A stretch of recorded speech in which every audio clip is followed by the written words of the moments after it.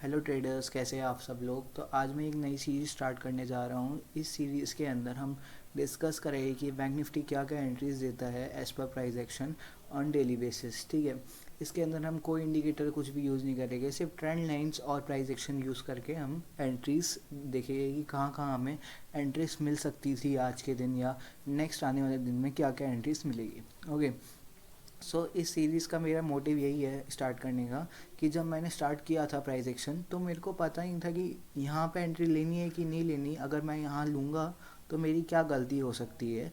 तो ये आपकी एक तरीके से ये सीरीज़ आपके मेंटोरशिप की तरह यूज़ हो सकती है आपके लिए कि यहाँ पे एज़ पर प्राइस एक्शन मुझे एंट्री लेनी है और यहाँ पे एज़ पर प्राइस एक्शन मेरे को एंट्री नहीं लेनी है, क्योंकि यहाँ पे ये ट्रैप हो सकता है। ठीक है, तो इस सीरीज़ का मैंने आपको मोटिव बता दिया है। हम आज 11 नवंबर है एंड आज की एंट्रीज हम डिस्कस करते हैं। अभी बज रही है 4 बज रही है, ऑलमोस्ट मार्केट क्लोज हो चुका है। आज मार्केट में क्या रहा कि मार्केट ने ऑल टाइम हाई अपना ब्रेक करा, बैंक निफ्टी ने अपना ऑल टाइम हाई ब्रेक किया। अब भाई इतना सारा गैप अप हो गया, ऑलमोस्ट ये गैप अप था 1.5% का गैप अप है। अब भाई जिन्होंने यहाँ पे कल होल्ड करके लेके गए कॉल या फ्यूचर्स को होल्ड करके गए तो प्रॉफिट बुकिंग करेंगे तो ऑब्वियसली नीचे तो आना ही है थोड़ा बहुत। अब ये थोड़ा प्रॉफिट बुकिंग की वजह से नीचे आया। अब यहाँ पे उसने पहली एंट्री कहाँ दी है हमें, अगर आप देखोगे फिबोनाची रिट्रेसमेंट पहले तो लगाते हैं। यहाँ से बॉटम से लेके टॉप तक हमने फिबोनाची रिट्रेसमेंट लगाया। तो यहाँ पे 0.382 लेवल पे अगर आप देखोगे, यहाँ पे उसने रिजेक्शन दिया हमें। तो इट मीन्स कि यहाँ पे एक एंट्री मतलब बुलिश है, आज मार्केट बुलिश रहने वाला है। प्लस हमारा अगर बॉटम से हम ये देखेंगे, सॉरी डाउन ट्रेंड लाइन देखेंगे, ये यहाँ से अगर ड्रॉ करके यहाँ तक की डाउन ट्रेंड लाइन देखेंगे तो 1047 पे एक उसने हमें क्या किया, ब्रेकआउट दिया। अब अपन को इस ब्रेकआउट को कंफर्म कैसे करना है, क्योंकि कैंडल हमारे पास वॉल्यूम तो होता नहीं है इंडेक्स के अंदर। हम फ्यूचर्स के चार्ट पे गए, फ्यूचर्स के चार्ट पे हमने 1047 का कैंडल देखा भाई। यहाँ पे उसने क्या किया, प्रीवियस कैंडल से हाई वॉल्यूम में ब्रेकआउट दिया। तो it means it's a confirm breakout. तो हमारी एंट्री इसके हाई तोड़ते ही एंट्री हो जाएगी अपनी। ठीक है, तो अपनी एंट्री यहाँ पे हो गया। अब स्टॉप लॉस कहाँ रखना है, बात ये है। तो स्टॉप लॉस हमें डे लो पे रखना है, लेकिन डे लो पे एकदम एग्जैक्ट नहीं रखना। अगर स्टॉप लॉस हंट हुआ तो हमारा स्टॉप लॉस उड़ जाएगा। तो हमें क्या करना है, डे लो से थोड़ा सा 5-10 पॉइंट नीचे स्टॉप लॉस रखना अपना। ओके, अब टारगेट कहाँ रखना है भाई कि इस रेजिस्टेंस लेवल पे टारगेट रखेंगे तो आरआर सही नहीं बैठ रहा, इस पे भी नहीं बैठ रहा, इस पे भी नहीं बैठ रहा। एक चीज़ हो सकती है कि अगर उसने अब डाउन ट्रेंड को तोड़ा है तो अप जाने की कोशिश करेगा। अप जाने की कोशिश करेगा तो जिनके हाई पे स्टॉप लॉस है उनको हंट करने की कोशिश करेगा। तो हमारा टारगेट हाई के जरा सा थोड़ा सा ऊपर रखे, क्योंकि अगर स्टॉप लॉस हंट हुआ तो वहाँ से रिवर्स वापस आ सकता है। ठीक है, तो हमारा ये वाली एंट्री के अंदर, पहली एंट्री के अंदर टारगेट अचीव हो गया। ओके, पहली एंट्री के अंदर हमारा टारगेट अचीव हो चुका है और ये एग्जैक्ट ये हुआ 1217 पे। इसके थोड़ा सा ऊपर गया, फिर वापस नीचे आ गया मार्केट यहाँ से। तो हमारे पास पहली एंट्री में 223 पॉइंट कलेक्ट हुए, हमारा 95 पॉइंट्स का स्टॉप लॉस रखा हुआ था हमने। तो ऑलमोस्ट 2.33 का हमारा आरआर बैठा। सेकेंड एंट्री के अंदर डिस्कस करते, सेकेंड एंट्री कहाँ मिल सकती थी। फर्स्ट एंट्री में एक चीज़ मैं आपको बताना भूल गया कि अगर आप देखोगे यहाँ पे इसको ही क्यों हमने ब्रेकआउट कंसीडर किया। तो अगर आप ये देखोगे, ये लो है, this is our low, this is our high, this is our higher low and this is our higher high. Okay, so higher यहाँ पे मतलब वो अप ट्रेंड जो हमारा होता है वो कैसे बनता है, हायर पहले तो लो बनाएगा, फिर हाई, फिर higher low, higher high, higher low, higher high, ऐसे अप ट्रेंड बनता है। तो यही हमारी, इस वजह से हमारी यहाँ पे एंट्री दी। अब दूसरी एंट्री हम डिस्कस करते हैं। दूसरी एंट्री हमारी यहाँ पे ट्रिगर हुई 1128 पे। इसका रीज़न क्या था, सिंपल था। अगर आप एक फिबोनाची रिट्रेसमेंट यहाँ से लगाओ बॉटम से टॉप तक, तो ये कौन से लेवल से, 0.382 लेवल से रिजेक्ट खाया हुआ है।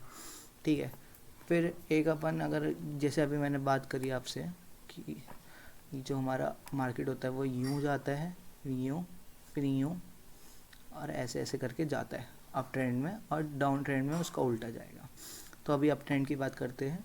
तो जो हमारी एंट्रीज़ होती है वो कैसे ले सकते हैं, हमें यहाँ पे बॉटम पे हम एंट्रीज़ कैसे ले, तो हम यहाँ टॉप से एक ट्रेंड लाइन ड्रॉ करते हैं एंड ये ट्रेंड लाइन के ब्रेकआउट पे हमारी एंट्री होती है। तो ये एंट्री वैसी ही थी, अगर आप देखोगे यहाँ से एक ट्रेंड लाइन ड्रॉ करते हुए जाओगे तो यहाँ तक यहाँ सही चल रहा था, यहाँ पे रिजेक्शन खाया रिजेक्शन खाया रिजेक्शन खाया एंड 1128 पे उसने एक रिजेक्शन दिया, मतलब ब्रेकआउट दिया, सॉरी 1128 की कैंडल पे ब्रेकआउट दिया। इसको कंफर्म करने के लिए हम गए फ्यूचर्स के चार्ट पे।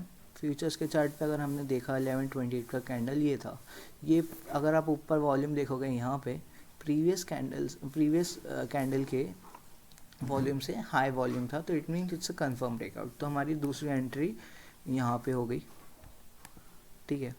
स्टॉप लॉस हम कहाँ रखेंगे, यहाँ पे लो का स्टॉप लॉस हंट होएगा, यहाँ पे भी हो सकता है, इधर भी हो सकता है, बट इधर कम चांसेस है। तो हम क्या करेंगे, जो कि ये वाली कैंडल है इसके लो के ऊपर हम लोग स्टॉप लॉस रख देंगे।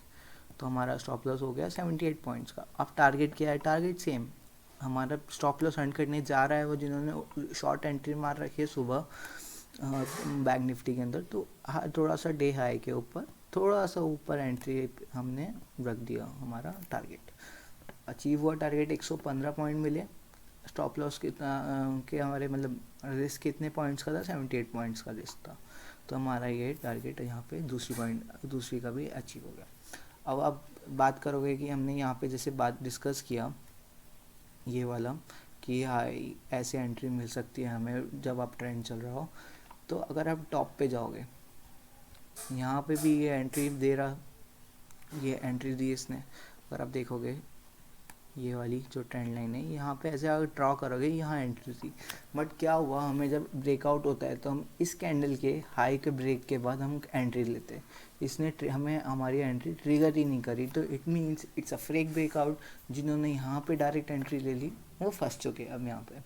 अब वो फंस चुके हैं तो उनके स्टॉप लॉस या तो इस लेवल पे हो गए, अगर कुछ स्पेशल लोगों के एक के यहाँ पे हो गए, किसी के जिन्होंने छोटा स्टॉप लॉस रखा होगा, या किसी का यहाँ होगा। अब एक चीज़ तो ये हो गई, यहाँ कंसोलिडेट भी कर रहा है, ये कंसोलिडेट करने का बॉक्स बनाया, यहाँ ब्रेक डाउन दिया। दूसरा रीज़न ये हो गया। तीसरा रीज़न अगर आप देखोगे बॉटम से लेके टॉप तक अगर आप एक ट्रेंड लाइन बनाओगे, ट्रेंड लाइन ये अब ट्रेंड लाइन थी, यहाँ पे उसने हमें क्या ब्रेक डाउन दे दिया। 1248 की अगर आप कैंडल पे जाओगे फ्यूचर्स के चार्ट पे, तो दिस इज़ अ 1248 का कैंडल एंड इसका अगर आप वॉल्यूम देखोगे तो ये प्रीवियस कैंडल्स के वॉल्यूम से हाई है, तो इट्स अ कंफर्म ब्रेकआउट। तो हम यहाँ पे एंट्री ले सकते हैं।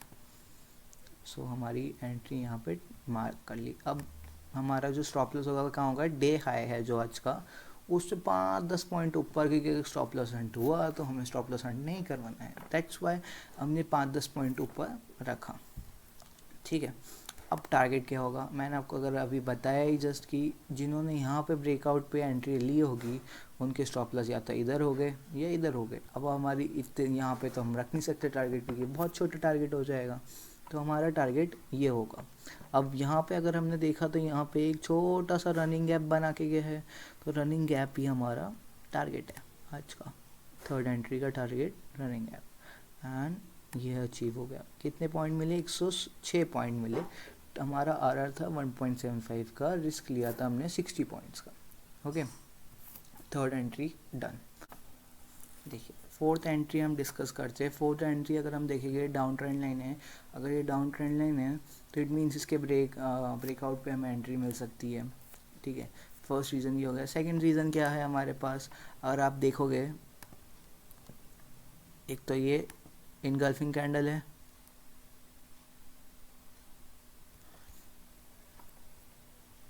ये दोनों, ये इनगल्फिंग कैंडल है, इसको इनगल्फ कर रही है, ये भी इसकी इनगल्फिंग कैंडल है, तो इसके 50% एंट्री होनी चाहिए। दूसरी रीज़न अगर आप ये कैंडल से देखोगे, इस कैंडल ने क्या किया, यहाँ से लेके पूरा इतना अप मूव ले गई, तो इट मीन्स कि थोड़ा बहुत फिर से और यहाँ पे आने के बाद ऊपर लेके जा सकती है। तो ये दूसरा रीज़न हो गया। तीसरा रीज़न हमारा इंगल्फिंग कैंडल है। इसका सेटअप होता है एक एसएमसी के अंदर कि इसकी 50% पे एंट्री होनी चाहिए after liquidity Hunt. After liquidity Hunt हमारे इसके 50% पे एंट्री होनी चाहिए। तो ये हमारा तीसरा रीज़न हो गया। अगर हम देखेंगे ये कौन सी है, 1357 की कैंडल है। स्पॉट के फ्यूचर्स के चार्ट पे जाएंगे अगर हम 1357 की कैंडल पे, तो दिस इज़ आर 1357 का कैंडल एंड इसका जो वॉल्यूम है प्रीवियस कैंडल के वॉल्यूम से हाई है, तो it means it's a confirm breakout. अगर ये कंफर्म ब्रेकआउट है तो हमारी एंट्री हो जानी चाहिए यहाँ पे। अब स्टॉप लॉस कहाँ रखेंगे भाई, इस लेवल पे स्टॉप लॉस हंट होने की पॉसिबिलिटी है, तो हम थोड़ा सा नीचे इस कैंडल के, अगर आप देखोगे 1132 की कैंडल के थोड़ा सा नीचे हमारा क्या रखेंगे, स्टॉप लॉस रखेंगे, विच इज़ 56 पॉइंट्स का हमारा स्टॉप लॉस बैठा है 42,219 पे। अब टारगेट क्या होगा हमारा, टारगेट अगर आप देखोगे ये कैंडल है जो कि 1310 की कैंडल है, इसका वॉल्यूम बहुत हाई है, मतलब यहाँ पे अगर आप देखोगे बहुत ज़्यादा हाई वॉल्यूम है।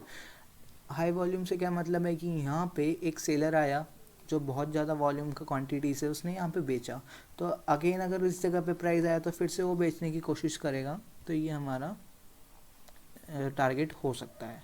पॉसिबल टारगेट हमारा यही है, तो हमने इस कैंडल के ऊपर हमारा टारगेट रख लिया। तो 1:5 का हमारा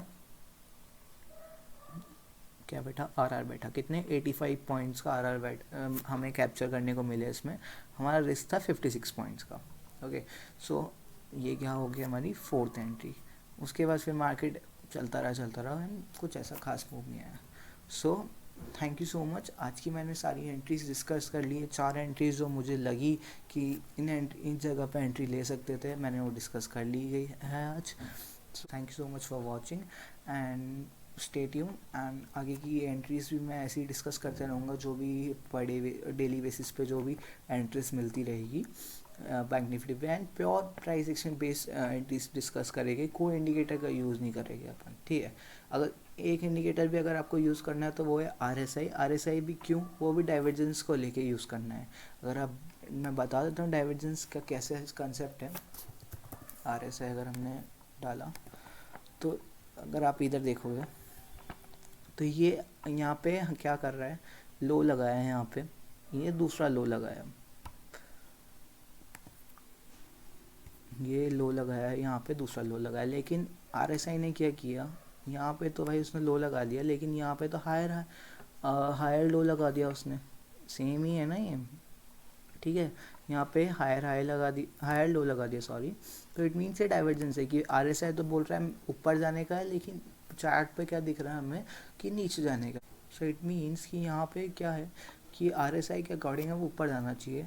फिर हमारा जो यही फोर्थ एंट्री यहीं पे थी, अगर आप देखोगे इस जगह पे हमने एंट्री ली थी, तो इट मीन्स कि एक तो ऊपर जाना है हमारे पास, एक हमारे डाउन ट्रेंड का उसने ब्रेक कर दिया, प्लस हमारे पास इनगल्फिंग कैंडल के सेटअप से एक एंट्री मिल गई है, या डिमांड जोन सपोर्ट जोन के हिसाब से एंट्री है। तो इतने सारे रीजंस के साथ अगर आप ट्रेड करोगे तो आपका ट्रेड सक्सेसफुल होने के चांसेस बहुत ज़्यादा है, ठीक है। तो आरएसआई का आप ऐसे डाइवर्जेंस यूज़ कर सकते हैं अलग अलग जगह पे जहाँ पे वो डाइवर्जेंस दे, ठीक है। डाइवर्जेंस का एक और बार आपको कंसेप्ट समझा देता हूँ। कुछ नहीं है कि अगर चार्ट पे हमें प्राइस क्या कर रहा है, लोअर लो लगा रहा है, एंड आरएसआई हमारा हायर लो लगा रहा है, तो इट मीन्स कि आरएसआई तो हमें डाइवर्जेंस दे रहा है, वो कह रहा है ऊपर जाने की, स्ट्रेंथ ऊपर जाने की है, तो चांसेस है कि पॉसिबिलिटी यहाँ से रिवर्सल आ सकता है। सो अगर आप देखोगे थोड़ा सा रिवर्सल यहाँ तक आया, ठीक है। एक यही इंडिकेटर आपको यूज़ करना है, इसके अलावा आपको कोई इंडिकेटर यूज़ नहीं करना। प्योर प्राइस एक्शन बेस हम लोग डिस्कस करेंगे सारी एंट्रीज डेली बेसिस के अंदर। And thank you so much for watching, bye bye.